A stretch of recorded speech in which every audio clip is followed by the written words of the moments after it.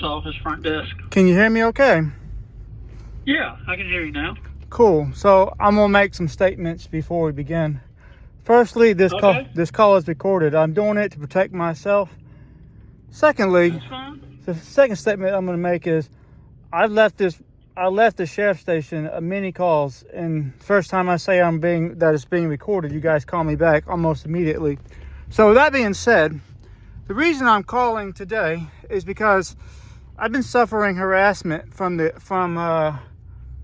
people that lied for the Gibsonville police doing a criminal matter, and the fact that I've been outspoken about them lying is why they've harassed me. And so when I'm speaking about harassment, I'm talking about it started with them like riding outside of our house really loud, being obnoxious, flashing lights through our window.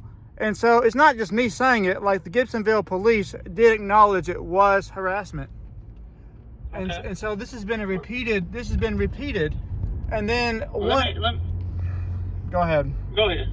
So this has I been. was going to ask you, where do you live in Gibsonville? 604 Wood What's Street. your address? 604 Wood Street. Okay. I'm the guy that's Yes, sir. that's starting to be viral for showcasing what they did. That's me. So it started. It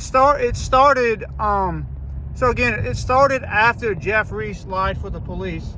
Like I started advocating, and advocating itself is not a crime. I was just advocating online after what had been happening, and then it began like as I mentioned, driving outside of our house, being loud. He's even threatened me on a couple of times. It's long story short. The Gibsonville police did acknowledge that he was harassing. They told me he used kids to help harass, and they told me he was going to be charged. No one was ever charged. I know for a fact he wasn't charged, and so his part has mostly stopped. But the child it's a kid, Caleb Owens. This kid doesn't even have a driver's license, and what he'll do is they'll drop him off at our house, and then he'll drive, and then they do it closer to nighttime, like around 8 or 9 o'clock when it's really dark. Yes, sir. This same kid was part of the harassment with Jeff Reese, and even tried to scare my wife with a gun, and it wasn't just me. Like our neighbors reported this. No one was ever arrested, and so basically, the Gibsonville police have allowed them to act, do whatever they want without consequence. I'm actually just so we're clear. Go ahead. Go ahead. I didn't want to interrupt you. Go ahead. Sorry. So I'm actually going to file a lawsuit against the Gibsonville police for selective enforcement, as well as some other things. But before I do, I gotta do some things which we're trying to get out of this county because it sucks. But what I would like, what I would like is for somebody to be charged. Like if this was me or anybody else, and I know that they can be charged. Y'all have no problem charging me when certain people make false allegations with no proof. I actually have proof. So what I'm saying is, I would like somebody criminally charged because this is BS. Go ahead. What can the Alamance County Sheriff's Office do for you? You can charge them. No, we can't. They're in the jurisdiction of the Gibsonville Police Department. We can't make charges on something that Gibsonville has already investigated. They are the only ones. Well, I take it back. They would have to make the charges. Now, if you have a complaint, it sounds like you do, and I've looked through the call history. This seems to be pretty extensive over the last couple of years. Yes.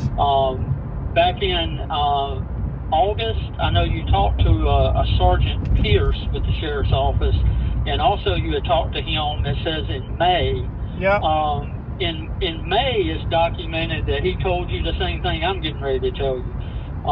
If you have an issue with the Gibsonville Police Department and the way they are doing business in the city of Gibsonville, you would have to take that up with the State Bureau of Investigation. And I'm happy to give you a phone number for the State Bureau of Investigation, but we as a law enforcement agency, we're not able to investigate other law enforcement agencies. That's not what I'm asking. That's not what I'm asking. Well, But you're asking us to make charges on something Gibsonville has said that they don't have information to make charges. And if that's not true, then, my apology, but we can't step in and charge them because Gibsonville is not going to charge them. Do you know what Does that make selective? sense? Do you know what selective enforcement is?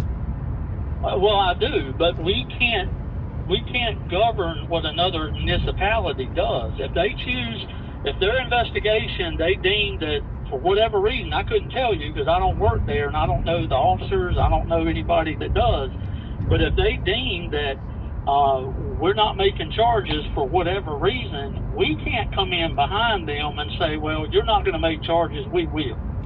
Okay? So you're in the city of Gibsonville, so Gibsonville is responsible for those charges. Now, if they're not making the charges that you feel are deemed necessary, then you would have to contact the State Bureau of Investigation to make that complaint against the Gibsonville Police Department. And I have a phone number of the SBI in Raleigh that I can give you to get you on that path. But that's really all that I or the sheriff's office can do for you. Let me pause you for a second. Sure, go ahead. Because I want to. Yes, sir. Because I want to educate the audience because this is going on my channel to document the interaction of.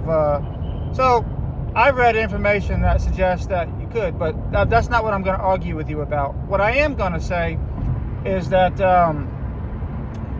I've actually so the State Bureau of Investigation is in on it.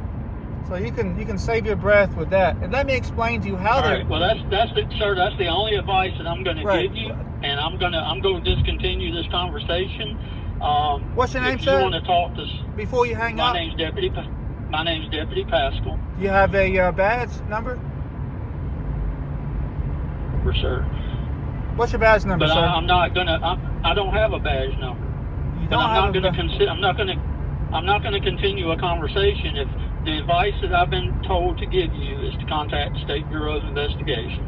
If you do not want to do that, that's up to you. But that's the course of action you have. So may I say something? Because you're like closing. I haven't even finished. You're cutting me off to say like you're trying to end the call. So I'm trying to share something with you. And before I can, I know this is a bureaucratic. You're not letting me finish. I would like to finish before you hang up. Because I'm working the front desk of the sheriff's office. I have people lined up waiting to be serviced, and I can't continue to have a conversation with something I can't help you with. With all due respect, I've called this office many times, and you guys never return calls. Don't say we've never called you. We called you back in August. We called you back in May. How many times did I have to call? Don't know I have no idea. I still have unanswered calls from when I've called. So you've called selectively when you were pressed to do so. So actually, no, I called because a coworker sent me an email. You called because this is recorded. I left plenty of voicemails. No. This is the first time you're calling me back, sir. I left the voicemail. This is the first, sir.